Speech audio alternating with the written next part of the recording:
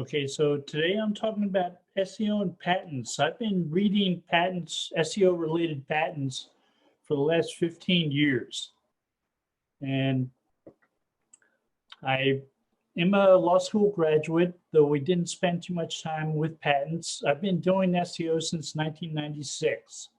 I started reading patents because I discovered they were a great way to learn about how search works, looking at the intellectual property from search engines. They're filed not for marketing purposes, but to protect technology from one search engine from being used by other search engines. I learned that if you want to see how much you can trust a particular patent, you can look at related patents and white papers from the same inventors to see if they've written other things that are similar. I've also found that sometimes Google will refile a patent. They're referred to as continuation patents. They take the original filing date of the first version and they update the claims sections of the patents to reflect new processes. So the purpose behind publishing patents is to have people like me write about them, learn from them. They're supposed to spur innovation. So a patent's filled with algorithms. Algorithms are ways of solving problems. And in many patents, they start out with, this is the problem this patent was intended to solve. And they talk about the problem and they talk about prior history of technology in a particular field. Now, there's a requirement that a process patent be novel, non-obvious, and useful. If it's not going to get through the patent office. And it's in the description, it's got to be understandable to someone who's considered learned in the art. So this is, again, a point where a patent is supposed to help spur innovation. It's supposed to help other people who are in the same fields understand and learn from it. And patents don't always get used, but they show us what might be used. And it's interesting to see connections between patents. And that's something that I try to pull out for this presentation to show people. So one of the patents I thought was interesting and worth sharing was this one about providing augmented results, knowledge-based search results. When someone performs a query, they sometimes include an entity in their query. And Google might try to recognize whether or not there's an entity in a query. And if it recognizes one, it might start showing knowledge type results. These knowledge type results are things like rich snippets, featured snippets, carousels. The people also ask type questions, things that people search for, related entities and knowledge panels. And we'll see this a little bit later. But this is Google trying to recognize that there is an entity in something. And this is, after the knowledge graph came out in 2012, Google said, we're looking for providing information about real world objects. So an entity is a real world object. And they're informing us about those real world objects. They're giving us another look at them. They're making our search experience richer. They also provide lots of opportunities for SEOs to teach people about the businesses they work with and the products they serve by making sure they get rich snippets, featured snippets, and people also ask questions. So they're an opportunity. Now, knowledge results aren't necessarily universal search results, but the universal search patent was updated 4 times, and the last 3 were considered continuation patents, where they rewrote the claims in the patents. From the version in 2009, which was the second version, they used to tell the world that it contained a news result, an image category, or a product category. In the version completely next to that, the third one that was filed, they removed those categories. They no longer say that. And as of now, if you do a search for something like Amazon, you don't see news, images, or products you see things like related entities, featured, people also search for results. People also ask type questions, a knowledge base, a knowledge panel, that is. So they're adding knowledge type results when they used to add universal type results. And this is something that when I see a patent that is one I know has already been granted before, I stop and compare the claims in the patents to the old one. They don't rewrite the descriptions, they rewrite the claims. And sometimes there can be major differences, sometimes they can be kind of minor. Like this one, the omission of categories was interesting in my opinion, because it meant, hey, we're going to show other types of results, not just news, images, or products. So I mentioned knowledge graphs. In 2012, Google came out with what they called the knowledge graph, a singular. And knowledge graphs have become plural at Google. So one of the things that we see, and this is one of the themes that I've seen recently in patents, Google isn't necessarily relying as much on knowledge bases like Wikipedia. They're actually crawling web pages and they're extracting entity information from them. They're looking at relationships between entities and classifications, or entities and attributes. Like Bryce Harper is a baseball player. Bryce Harper plays for Philadelphia Phillies. They're extracting that kind of information from like sports news channels. It's no longer just grabbing the stuff from Wikipedia.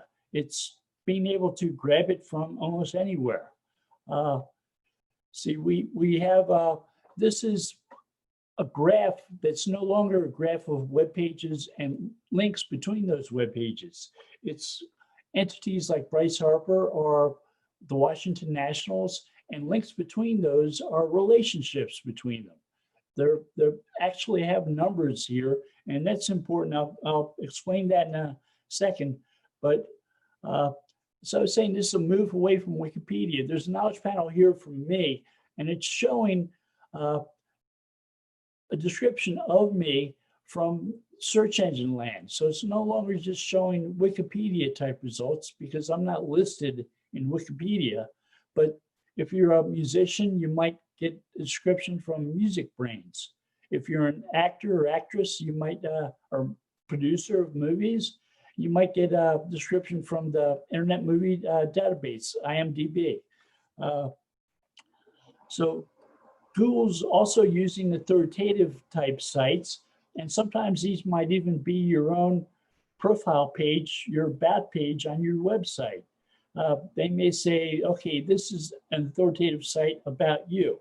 Sort of like the CDC website is an authoritative site about medical issues. And my own personal website is an authoritative site about me. I was surprised that I wasn't necessarily getting a description here from my website, but I was a writer for a while at Search Engine Land, and I do have a profile page, and it's been updated, so I don't mind that at all. So this was one of the things I said, knowledge graphs are now plural. It's no longer just the one that came out in 2012. This patent, natural language processing with an n-gram machine, says Google may take a query from a searcher, return the search results, take all those results, build a knowledge graph out of them, and then use that knowledge graph to answer a question. Now, the example I have here is Business Books 2020. I did the search without question marks, without query quotation marks around it. So it returned a lot of results for Business Books 2020. Then it extracted entities from those pages, and it created a carousel, and it ranked the business books. So the one that was top ranked was The Future is Faster Than You Think. And the second one was Bezonomics. And that's Google using knowledge graphs. It's not just lists of books or things like that. It could also be houseplants that improve air quality. That's one of the results that shows up using this kind of answering queries with knowledge graphs. And I mentioned that we have nodes, which are entities like Bryce Harper or Washington National, and we have links between them, which are relationships. Now, in this example, this is from another patent that says, or this is from the entity extraction patent. It says we'll create association scores between these entities or between entities and classifications or entities and attributes. Like Bryce Harper has a birth date, 0.884, October 18th. That's an attribute of Bryce Harper. And that's a confidence score, an association score. That's how much Google may believe that's correctly his date of birth. So correctness isn't a ranking factor in Google, but Google's found a way to try to gauge correctness in the information and facts that they show to people. So when you see Barack Obama is married to Michelle Obama, and Google's telling you that, they've developed a confidence score based on the fact that Barack Obama and Michelle Obama appear on lots of the same pages. And Barack Obama appears on lots of the same pages as Hillary Clinton too, and it's not saying that he's married to her.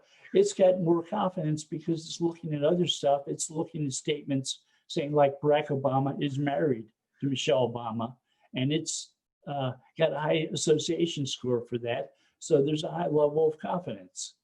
So this is a way of Google bypassing Wikipedia. And I say they're bypassing places like Wikipedia because Wikipedia is a human level, human edited encyclopedia. So it relies on people updating it. It uses lots of bots to correct it, but the news comes out every day and it's updated. So Google can extract entity information from the news as it comes out and from new websites. So Google's constantly capable of updating information they have in their knowledge graph. And they can build these smaller knowledge graphs, answer queries, and they can fold those into the larger knowledge graph. So I mentioned entity rankings in the books 2020.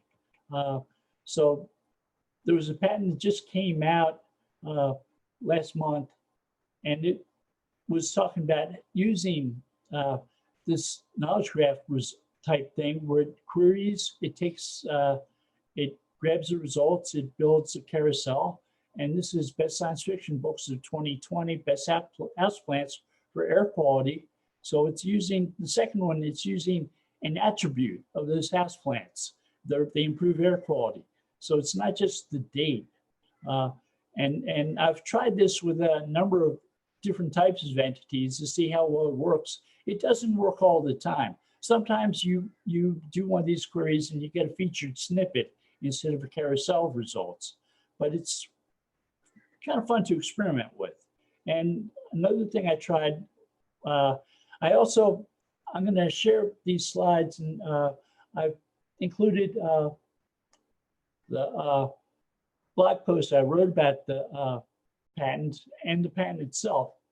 So you can check out the blog post and you can check out the patent to go over this stuff. So this is a trend I'm seeing where they're relying less on Wikipedia for the knowledge graph, but they're relying less on Wikipedia in other ways too. And one of those is, remember what I said about continuation patents. So Google came out with a patent where they were talking about searching quotes of entities using a database. And in the first version of that patent, they said, we'll use knowledge bases to find these quotes. In this new version, this updated version, continuation patent that was granted in February of last year, they said, we'll analyze audio in videos to try to find information about quotes. So when someone searches for, I love the smell of napalm in the morning from Apocalypse Now, they're not necessarily looking to see that Robert Duvall was the person who said that. They want to actually watch him say it. They want to watch the video. And Google said, okay, people are searching for videos. They likely want to watch them. We'll analyze a video and we'll show the people actually saying things. And a lot of times knowledge bases don't necessarily include all the quotes from movies or books or so on. So being able to go through videos and collect information and find quotes is a good way of being able to answer searchers' queries and provide them the information they want. So, as I said, in the 2017 version, in the claims, they referred to knowledge graph items. In the 2019 version, they said performing audio analysis. And this can get a little bit dry, but it's actually kind of exciting to figure out how things have changed. It's like having a jigsaw puzzle, and you've got all the corner pieces in place and you're filling in the picture in the middle. And sometimes the picture changes. So another place Google's trying to do more than just what they learned from Wikipedia is they're looking at images on the web to try to learn about things that are pictured in those images. There are a lot of images in Google image search and in places like Flickr. So you have pictures of bears in streams and rivers hunting salmon. And Google is able to use object recognition to recognize bears are the main objects in these pictures and fish are the secondary objects. And they learn from these: bears hunt fish, bears eat fish, bears hunt in streams. This isn't information they're finding in Wikipedia. This is actual analysis of what they're seeing in images. And so when I see Michael Jordan wearing the Chicago Bulls jersey, they know Jordan played for the Chicago Bulls. They're learning from those images, and it's a way of bypassing Wikipedia as a source of information. And they're because so many people add new images to the web every day, like news stories. It's a way of learning that doesn't rely upon a human edited source of information. And I refer to that Wikipedia as human edited source of information, much like DMOZ used to be. When Google had the Google directory based on DMOZ, at one point they decided to stop running it, and they issued a statement saying, directories are good and fine, but they're limited. If you really want to find something, just search for it on Google. And that's sort of what they're doing with Wikipedia here. They're saying, okay, we can do this analysis ourselves. We can now analyze audio and videos. We can analyze objects in pictures, and we can learn from those. So one place where it really shows up that they're analyzing the images well is if you do an image search, you see a number of categories at the top of the image search. This was part of the list of categories from a search for George Washington. And you see it's got related entities, people like Donald Madison or John Trumbull or the White House. And Gilbert Stuart, I believe, was an artist who painted Washington. And these are related to images that you might find on Google image search. And if you click on them, you'll see all the related images within that category. And this is semantically, they're connected. It's an ontology of related entities and categories about a person. So like I said, you can read the blog post, and I have a lot more examples there.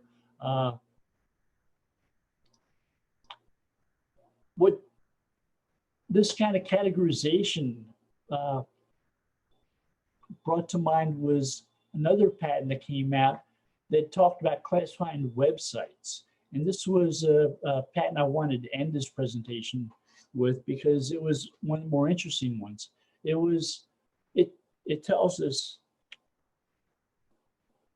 they can categorize websites based on industry expertise levels, and gave an example of medical type sites And the first one might be authored by doctors who are experts in medicine. The second category might be authored by apprentices, medical students. And third category might be by lay people. Excuse me. No worries, Bill. I'm getting spammed. Is it a robocaller? It's a robocaller. Yeah. Oh, brilliant. They spoof the local phone, local area code. And it's always somebody asking me if I want to be #1 in Google for my website. Maybe we should get them on the webinar and see what they've got to say. It might. Okay, so these different types of websites that are medical, they would get different types of queries associated with them. So Google will categorize queries on the basis of looking through query logs. And they'll say, okay, certain types of queries are the types that experts like doctors might answer. Like, what are the symptoms for diabetes type 1? And they might say, okay, some of these queries are the types that lay people might answer who are answering medical questions, like what's the best diet you eat as a diabetic?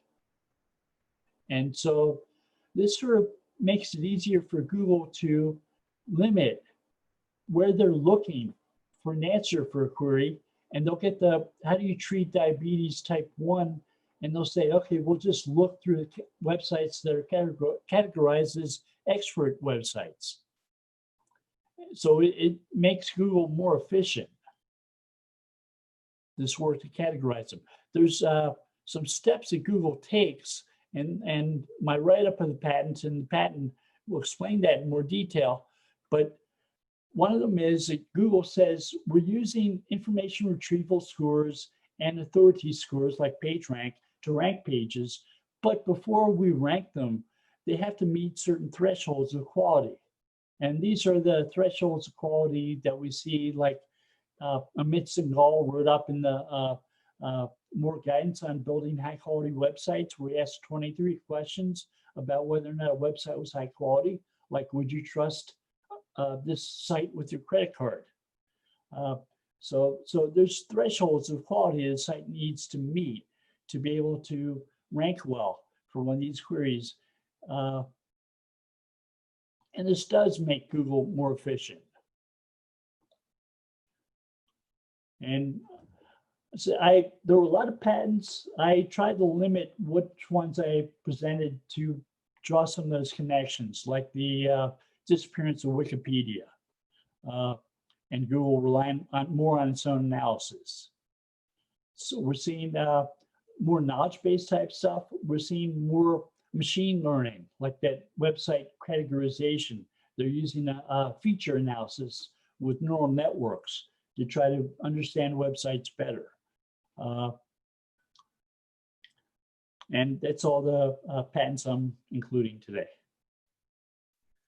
Thank you very much, Bill, for every time I hear you on a podcast, or I've been fortunate enough to have you on our series today, I just go away realizing there's a lot more out there I don't know compared to what I do. And thank you very much for giving me the time for the talk. And again, I hope that the robocaller does eventually call back. So I think I can handle the not being ranked #1 in Google. I do think that'd probably be an industry first if we managed to get the person behind a robocaller SEO spam call unknowingly on a live SEO webinar, just to see how the world catches fire with that. We've not had any questions come through in the chat, but as you say, and as many people do, myself included, we'll probably pest you on Twitter at a later time. So I'd like to take this opportunity to say thank you from myself and everyone in the live chat for giving up some of your time this Friday to be with us and share such great knowledge. Well, I will be sharing the slides, as I said, and they've got links to blog posts and links to the patents. so people can go through those and do more research about what I've talked about and